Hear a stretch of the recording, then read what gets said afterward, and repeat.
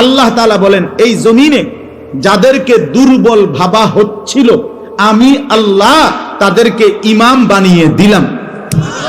তোমরা ভেবেছিলে দুর্বল, আমার কাছে তারা ইমাম। কোরআনের আয়াত। তুমি কি ভাবছো বেটা, মুয়াজ্জিন দুর্বল না? মুয়াজ্জিন মানে এই আমাদের দেশে অসংখ্য লক্ষ লক্ষ মসজিদে মুয়াজ্জিন নাই। আজকে 200 বছর ধরে বুড়া বেড়া একজন আজান দেয়। এটা আজানের সাধারণ একটা বিষয়, এটা যে কেউকে রাখতে হয়, সুন্দর করে নিয়োগ দিতে হয়, তাকে উপযুক্ত সম্মানই দিতে হয়, তাকে একটু মূল্যায়ন করতে হয়, তাকে একটু সুযোগ সুবিধা দিতে হয়, এটা কোনো মনেই করেন।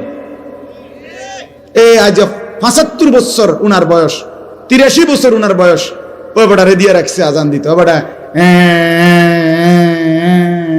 এরকম করে, এটা নিয়ে আজান বলেন না কেন?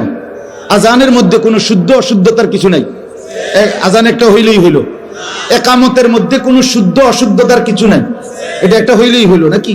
তো তাইলে বলেন আপনি। এই জন্য আমার কথা সাফ, অনুপযুক্তকে রাখবেন কেন? উপযুক্তকে মূল্যায়ন করবেন না কেন? কথা বলেন না কেন?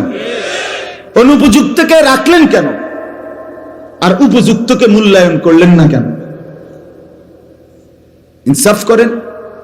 এই জন্য বাপ, আমার প্রথম কথা হলো এটা, আমি প্রতিদিন বলি, শুধু আমার একজনের ওয়াজের জন্য বলি নাই, সবার জন্য, সব সময়ের জন্য বলছি। আল্লাহর কথা, প্রত্যেকটা কথা মনোযোগ দিয়ে শুনতে হয়, কসম আল্লাহর। তাইলে ধীরে ধীরে জিন্দেগি বদলায়। যুবক ভাই তাহলে বদলায়। পিছনে বসে অসংখ্য যুবক মসজিদে, বারান্দায়, বাহিরে, দোতলা, 3 তলায় চিল্লা চিল্লি, হই হুল্লুর, ধাক্কা ধাক্কি, হুরা হুরি, হাত ফাও দৈরেও তারারে থামানো যায় না। আরে কি আশ্চর্য! আরে তুই মুসলমানের বাচ্চা না?